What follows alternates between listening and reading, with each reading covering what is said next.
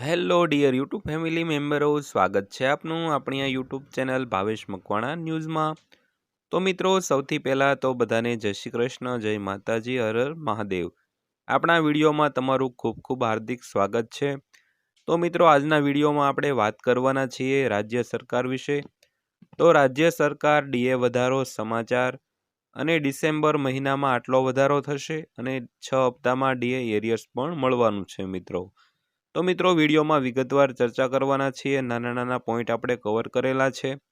તો વિડીયો તમે અંત સુધી જોઈ લેજો અને જો હજી સુધી આપણી આ ચેનલ સબસ્ક્રાઈબ ન કરી હોય તો આવી જ માહિતી તમને અગત્યની જે અપડેટો રોજે રોજ મળવાની છે તેના માટે થઈને આપણી આ ચેનલને તમે સબસ્ક્રાઈબ કરી લેજો અને નોટિફિકેશન બેલ પણ ઓન કરી લેજો, કારણ કે આપણા વિડીયોની નોટિફિકેશન તરત જ તમને મળી જાય।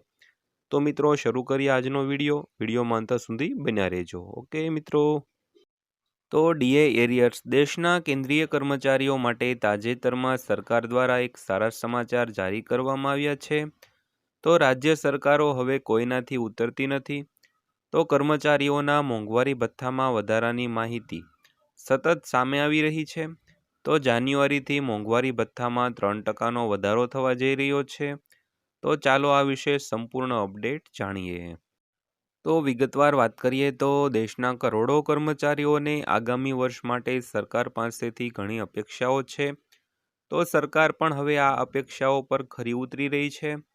તો હાલમાં જ આ માહિતી સામે આવી રહી છે કે આવતા વર્ષ એટલે કે 2025માં સરકાર કર્મચારીઓના મોંઘવારી ભથ્થામાં ફરીવાર વધારો કરશે। જો આપણે મોંઘવારી ભથ્થામાં અગાઉના વધારાની વાત કરીએ તો જાન્યુઆરી 2024થી તેને 46%થી વધારીને 50% કરવામાં આવ્યો છે। તે જ સમયે નાણાં વિભાગ જાન્યુઆરી 2025માં રાજ્ય કર્મચારીઓના મોંઘવારી ભથ્થામાં પણ 3%નો વધારો કરવા તૈયારી કરી રહ્યું છે। આ અંગે અપડેટ સામે આવી રહ્યા છે।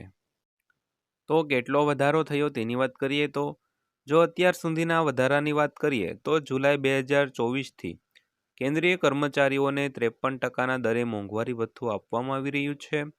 તો તાજેતરમાં ફરી અપડેટ સામે આવી રહ્યા છે કે સરકાર હવે જાન્યુઆરી 2025માં કેન્દ્ર સરકાર ફરીથી મોંઘવારી ભથ્થા અને પેન્શનરો માટે મોંઘવારી રાહતમાં વધારો કરવા જઈ રહી છે। તેથી રાજ્ય સરકાર પણ તેના કર્મચારીઓને ભેટ આપવાની તૈયારી કરી રહી છે। તો કેન્દ્ર સરકારની જેમ રાજ્ય સરકાર પણ આમાં પહેલ કરી રહી છે। તો રાજ્ય સરકાર પાછળ રહી ગઈ।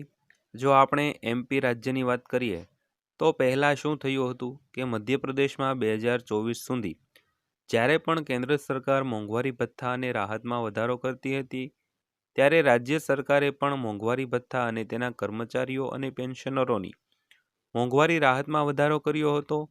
ભથ્થા અને રાહત વધારવા માટે વપરાય છે, પરંતુ હવે રાજ્ય સરકાર દ્વારા તેમાં વિલંબ કરવામાં આવી રહ્યો છે।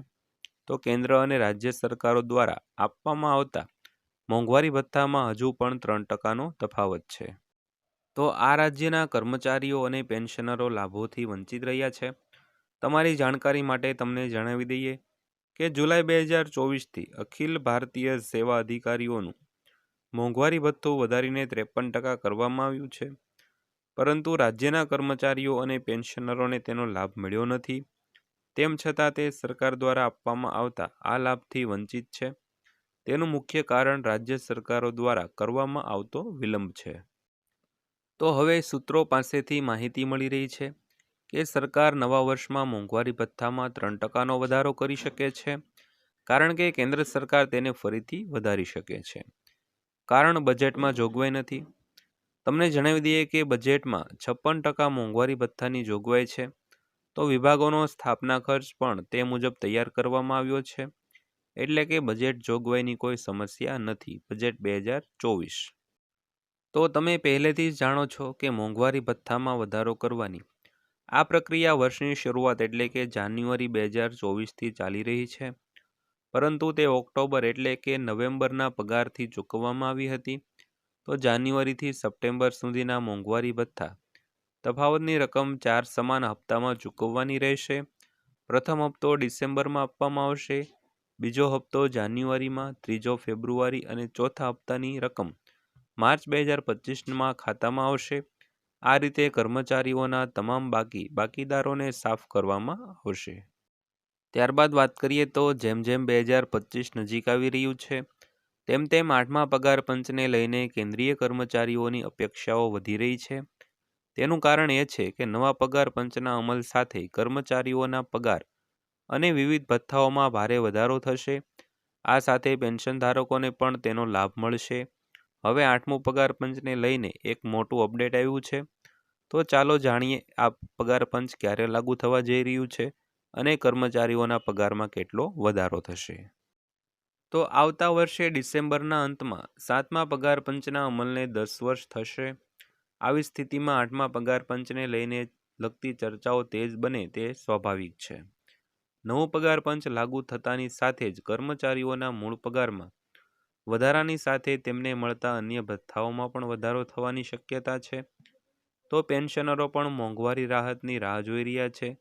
તો સમાચારમાં જાણો 8મા પગાર પંચ લાગુ થયા બાદ કર્મચારીઓ અને પેન્શન ધારકોને પગાર, પેન્શન અને અન્ય ભથ્થામાં કેટલો ફાયદો થશે.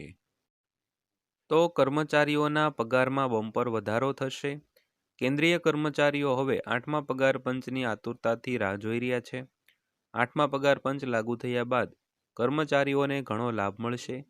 આ સાથે કેન્દ્ર સરકારના કર્મચારીઓના પગાર અને પેન્શન ધારકોના પેન્શનમાં પણ વધારો થશે. તો 8મા પગાર પંચ હેઠળ કર્મચારીઓના મૂળ પગારમાં 186% વધારો થશે. તો મિત્રો આ હતી આજની માહિતી પસંદ આવી હોય તો વિડીયોને લાઇક કરજો અને આવી નવી માહિતી રોજે રોજ મેળવવા માટે આપણી આ ચેનલ પણ સબસ્ક્રાઈબ કરી લેજો. તો ફરીવાર પાછા મળીશું એક નવી માહિતીના વિડીયો સાથે. ત્યાં સુધી સૌને જય હિન્દ, વંદે માતરમ.